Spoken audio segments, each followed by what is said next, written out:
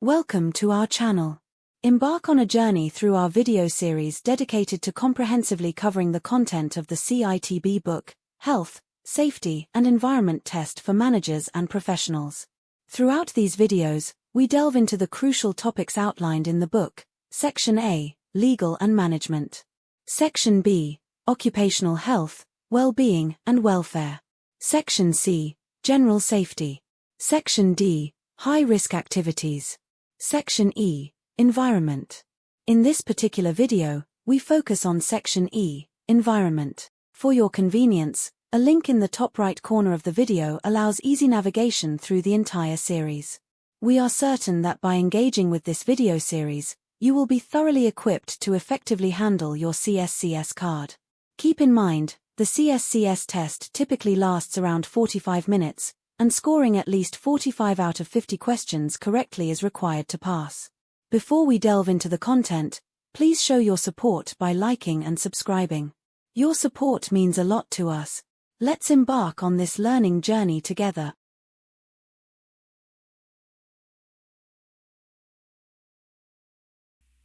A large amount of construction materials are being stored under a tree in a conservation area.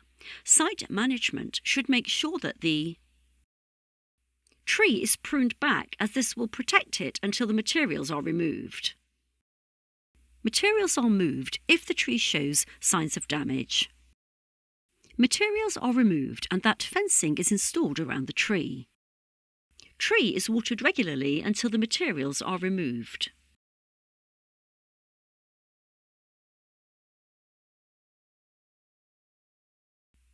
If it is suspected that bats are roosting on a site, which two of the following statements are true?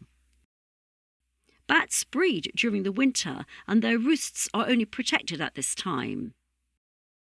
A bat survey should be carried out by a qualified specialist. Bats hibernate in the summer and cannot be relocated during this time.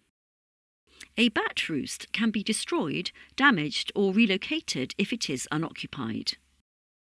A bat license holder is legally allowed to capture, handle or relocate bats.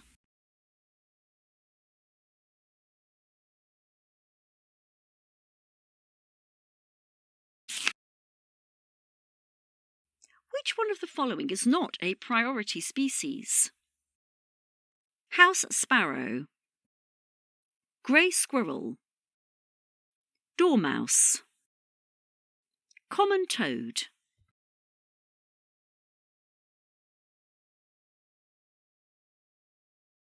What legal duty does the Wildlife and Countryside Act 1981 place on a site manager when Japanese knotweed is discovered on a site?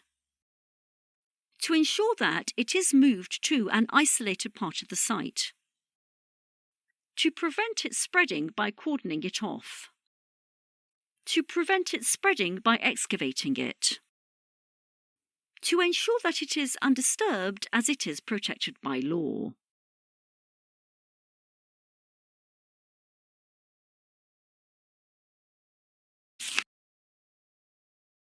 The identification of wildlife needs to be undertaken early in the planning stage of a project to avoid investigation by the Health and Safety Executive, risks to the stability of foundations, financial delays to the programme, pressure from environmental activists.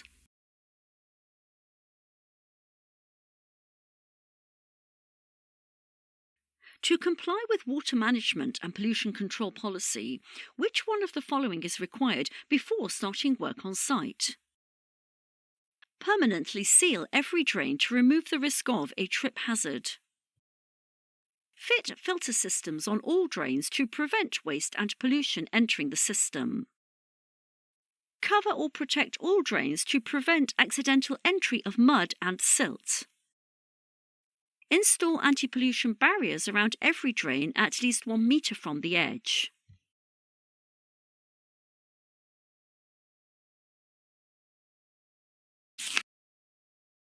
The main benefit of an effective environmental management system would be forcing the purchase of electric plant, creating cost efficiency savings, improving the quality of materials, allowing tax relief on green energy,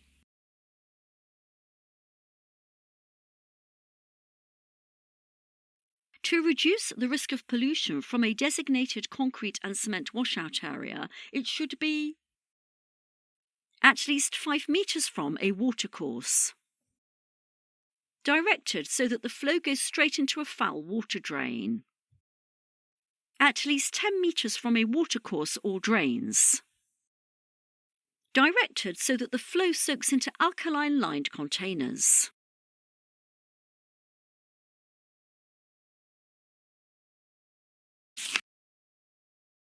When considering waste control on site, which one of the following comes first in the hierarchy? Waste prevention, waste disposal, composting of waste, recycling of waste.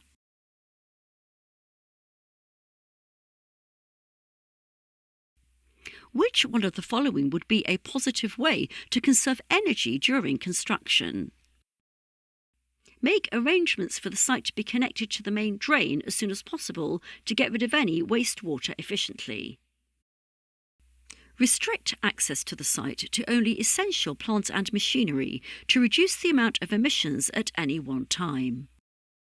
Ensure that the site is connected to the electrical supply as soon as possible to reduce the use of fuel-powered generators. Prioritise the access of skip lorries on site above all other deliveries to ensure the correct segregation of waste.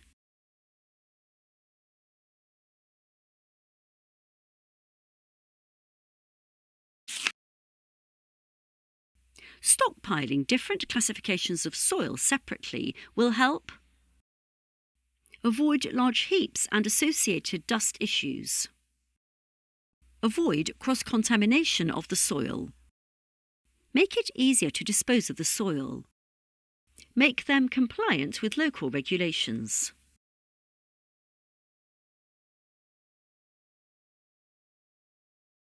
An inner-city site is planning to carry out noisy works on a Sunday. What action must be taken before work starts? Inform the residents of the planned operation and offer hearing protection. Apply to the local authority for a Section 61 consent notice.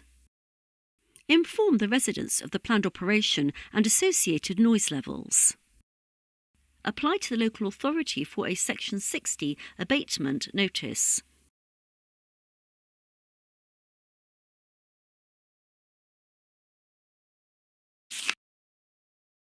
To prevent pollution of watercourses, stockpiles and soil heaps must be placed away from drains and watercourses. What would be the most reasonably practicable solution to avoid silt runoff? Pumping the water runoff directly onto greenfield land. Place large polythene sheets over the stockpile and heaps. Channeling the water runoff directly onto brownfield land. Installing geotextile silt fencing around the stockpiles and heaps.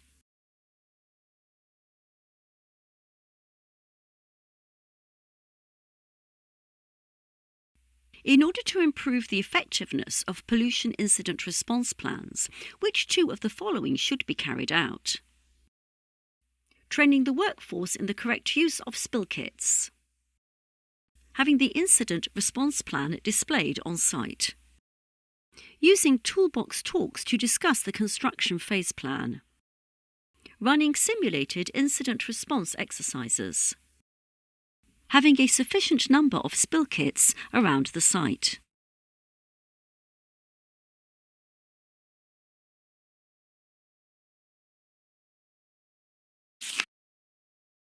Which one of the following will be the most effective way of managing stockpiles of dusty materials on site? Dampen them every day. Store them under a cover. Place them away from the site. Provide face masks.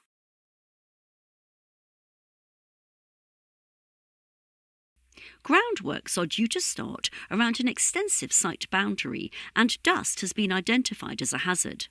How can this work be controlled so that air pollution risks are mitigated? Dampen down the site at the end of each dust-producing activity. Conduct an assessment to test the dust levels using a monitoring device. Complete hourly assessments and stop work if dust levels rise. Implement extra safety inspections to demonstrate active dust monitoring.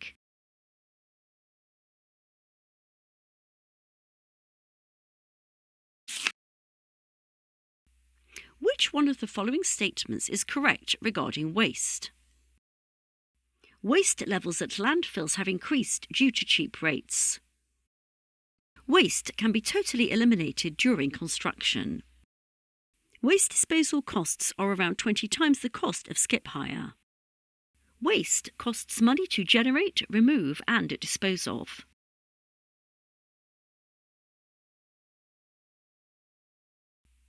Work on a housing project has created large amounts of surplus soil. Using the waste hierarchy, which one of the following would apply? Recycle the soil and distribute it to other local projects. Dispose of the soil at a local landfill site. Reuse the soil for landscaping on the site. Recover the soil so that it can be used for composting.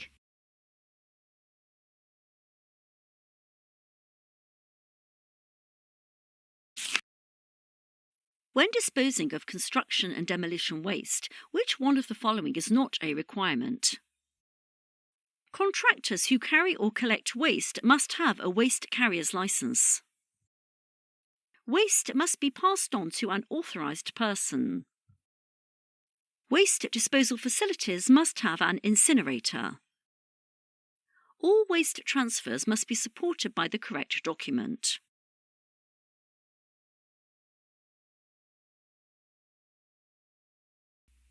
A construction company disposing of waste electrical and electronic equipment, WEEE, must ensure that it is disposed of in scrap metal skips, disposed of separately, marked for incineration, mixed with other hazardous waste.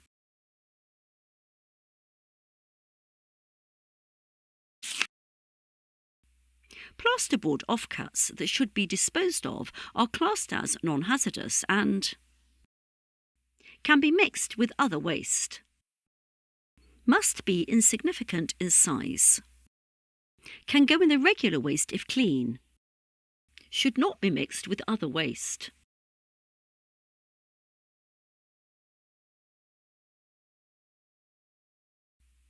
Which task can be done to check that a new building will meet its predicted energy performance to reduce emissions? Cold bridging check.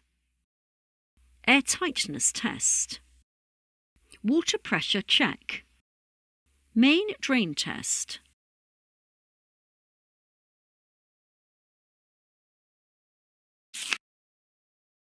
Who must give consent for alteration works that are to be carried out on a building within a conservation area?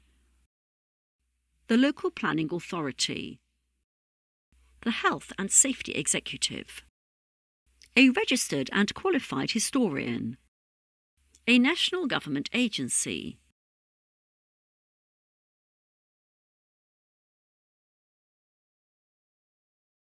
A tree in a conservation area needs to be felled to allow construction activities to begin. What must be done first? It should be visually assessed by a tree surgeon to provide a timescale for felling. A request for its felling needs to be detailed in the planning application. A tree surgeon should be contacted in order to arrange its felling. It should be photographed before felling for historical recording purposes.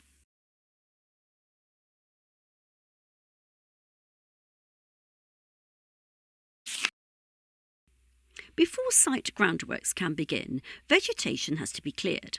It is important to plan the time of year for this to allow for the selection of a contractor to carry out this work. Protect any potentially nesting birds and not disturb them. Make sure that an accurate ground survey can be completed. Prevent any birds or animals from nesting there in the future.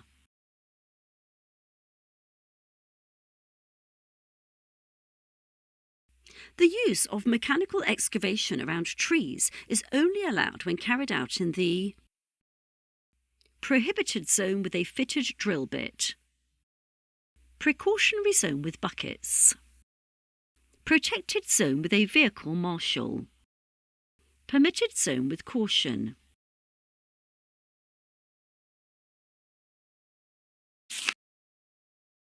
Who can legally serve notice and restrictions on the type of equipment used on a demolition project within a built-up area? The local police force, the local authority, the plant hire company, the health and safety inspector.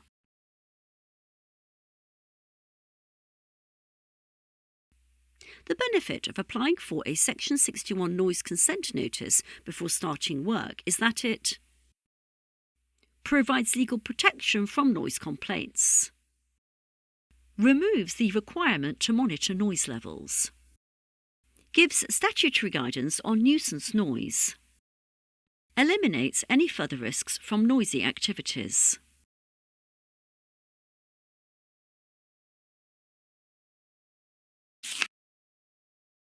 In order to mitigate ecological issues before work starts, sites should inform workers of which types of materials must be used and their carbon footprint value, the total working hours allocated and the penalties if these run over, the types of renewable energy sources being installed and their value, any protected areas and the consequences of any damage to them.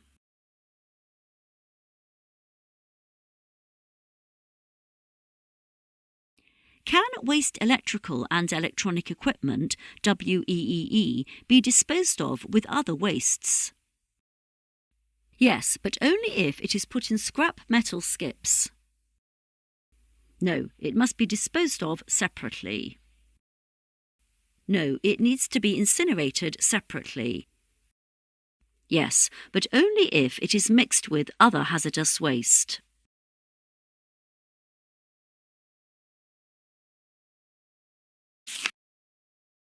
What should you do if you see construction materials stored under a tree?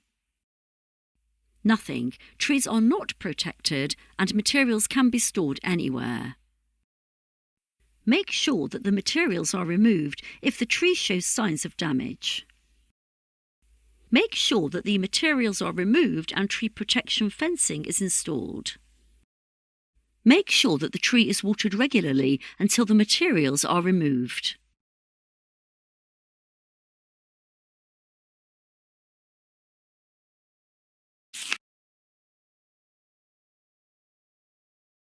Congratulations on your progress. Every step brings you closer to your goals. Keep embracing knowledge until you achieve your desired success. Look for the link in the top right corner to seamlessly transition to the next video.